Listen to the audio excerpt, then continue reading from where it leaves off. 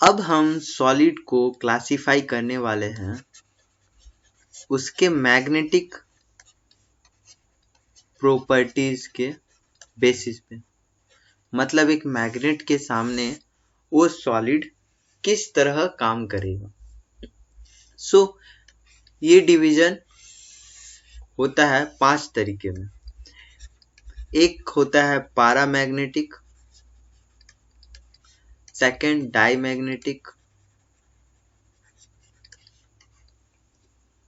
Ferromagnetic, anti ferromagnetic और एक फेरी magnetic. अब हम एक एक करके सबको स्टडी करने वाले। फर्स्ट आता है पैरामैग्नेटिक। पैरामैग्नेटिक हम किसे कहते हैं? पैरामैग्नेटिक सब्सटेंस हम उसको कहेंगे जो किसी मैग्नेटिक फील्ड में, अगर ये एक मैग्नेटिक फील्ड है, उस मैग्नेटिक फील्ड में अगर हम लेके आते हैं उसको, तो ये वीकली अट्रैक्ट करेगा उस मैग्नेट की तरफ। यानी कि उस मैग्नेटिक फील्ड में थोड़ा सा वो खींचा आ जाएगा और वो काफी कम, उतना ज्यादा नहीं होगा, बहुत ही वीकली अट्रैक्शन होगा। इसे कहते हैं पैरामैग्नेटिक सब्सटेंस। और इसमें सारे एलिमेंट्स जो है, यानी कि एटम्स जो है या जो पार्टिकल्स हैं, वो इस तरह मैग्नेटिक फील्ड में काम करता है कि अगर एक इधर काम कर रहा है तो बाकी सब भी इधर करेगा। यानी कि सारे के सारे एटम्स एक तरफ अट्रैक्शन होता है। इसको ऐसे समझिए, जो सॉलिड में एटम्स है वो एटम्स खुद में एक डोमेन क्रिएट करता है। डोमेन हम किसको कहते हैं? डोमेन हम कहते हैं एक मेटल के जो आयंस है, यहाँ पे जो सॉलिड को स्टडी कर रहे हो, सॉलिड के जो आयंस है वो एक ग्रुप बनाता है खुद में, और वो ग्रुप एक साथ या तो खींचा चला जाता है या फिर उससे दूर चला जाता है। जो भी होता है एक साथ होता है, और उसी को हम कहते हैं डोमेन। और इस डोमेन को रिप्रेजेंट करते हैं सिंपल एक ऐसे एरो से। अगर एरो ऊपर रहा तो आप कह सकते हो कि वो खींचा जा रहा है, या नहीं नीचे रहा तो आप कह सकते हो कि वो रिपेल कर रहा है, मतलब दूर भाग रहा है। पैरामैग्नेटिक सब्सटेंस जो होते हैं ये हल्का सा अट्रैक्शन शो करेगा। और इसके कुछ एग्जांपल्स है, जैसे O2, Cu2+, Fe3+। और पैरामैग्नेटिक सब्सटेंस को कंसीडर करने के लिए आपको केमिस्ट्री में एक चैप्टर मिलेगा, वहां आपको पता चलेगा कि अगर हम sp_df के, ये में पैरामैग्नेटिक सब्सटेंस के इलेक्ट्रॉन्स को रखते हैं sp_df के ब्लॉक में, तो पैरामैग्नेटिक सब्सटेंस में कुछ सिंगल इलेक्ट्रॉन्स, कुछ सिंगल रह जाते हैं, एक दो या कुछ सिंगल्स रह जाते हैं। अगर इसको यहां नहीं समझ पा रहे तो ये केमिस्ट्री में आप समझेंगे। सेकेंड टाइप है diamagnetic.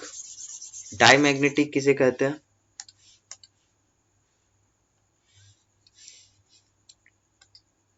Diamagnetic substance weekly repel करता है। रिपेल यानी कि ये अगर मैग्नेट है, ये हमारा मैग्नेट है, तो वो सब्सटेंस इससे थोड़ा दूर भागेगा, इसके पास नहीं आएगा, इससे दूर भागेगा। इसे हम रिपेल कहते हैं, रिपल्सन कहते हैं। डाईमैग्नेटिक सब्सटेंस पैरामैग्नेटिक सब्सटेंस के बिल्कुल ऑपोजिट है। पैरामैग्नेटिक अट्रैक्ट करता है, डाईमैग्नेटिक रिपेल करता है। अगर पैरामैग्नेटिक के डोमेन इससे है तो डाईमैग्नेटिक के डोमेन ऐसे अरेंज होंगे। और डाईमैग्नेटिक के कुछ एग्जांपल्स है NaCl, C6H6, H2O। और डाईमैग्नेटिक में अगर आप sp_df का एक ब्लॉक्स बनाएंगे और उसमें उसके इलेक्ट्रॉन्स को अरेंज करेंगे, तो आपको मिलेगा कि डाईमैग्नेटिक्स पूरी तरह से कंप्लीटली फिल्ड रहता है, उसमें कोई एम्प्टी स्पेस नहीं रहता। और क्योंकि एम्प्टी स्पेस नहीं रहता है तो इससे इलेक्ट्रॉन का जरूरत भी नहीं और ये रिपेल करता है। थर्ड जो है ये है फेरोमैग्नेटिक सब्सटेंस। फेरोमैग्नेटिक सब्सटेंस जो है ये स्ट्रांगली अट्रैक्ट करता है, मतलब अगर ये मैग्नेट है तो वो पार्टिकल मैग्नेट की तरफ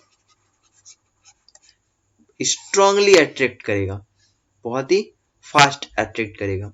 इसके कुछ एग्जांपल्स है CrO2 क्रोमियम डाइऑक्साइड, और जो मेटल्स आयंस है,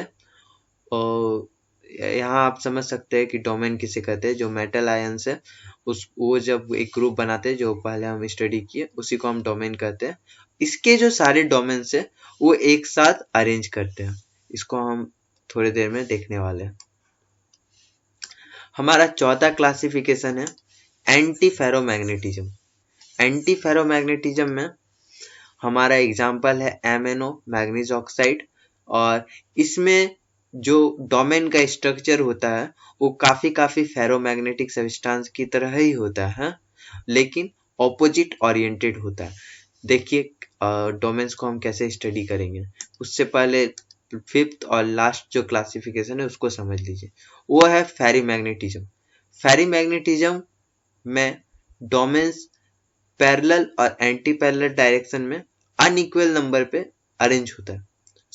इसका एग्जांपल्स है Fe3O4 और Zn Fe2O4। चलिए डोमेन्स को देखते हैं। ये है हमारा डोमेन्स का स्ट्रक्चर।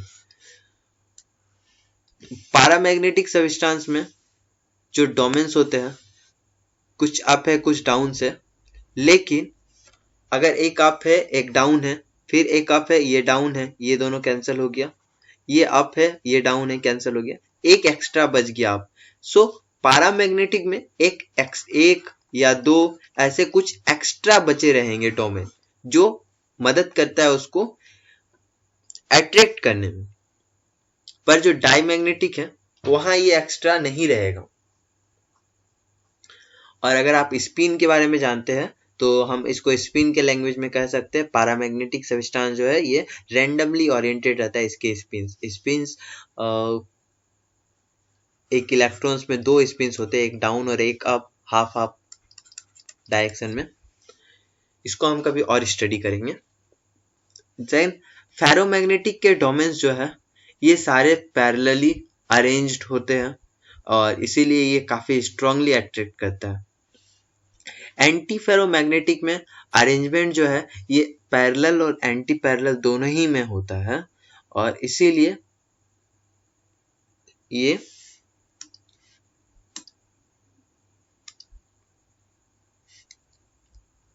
काफी सिमिलर होता है फेरोमैग्नेटिक सब्सटेंस के। और लास्ट वन इज फेरीमैग्नेटिक। फेरीमैग्नेटिक में भी जो डोमेन्स है वो अनइक्वल नंबर में अरेंज्ड होता है और हमें एंटी फेरोमैग्नेटिक फेरोमैग्नेटिक को उतना ज्यादा स्टडी नहीं करना है।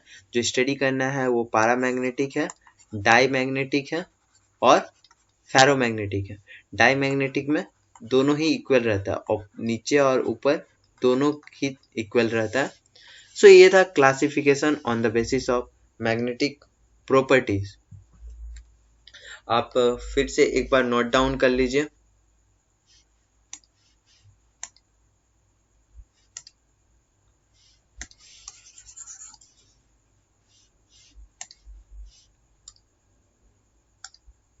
यहां से पैरामैग्नेटिक, डाईमैग्नेटिक,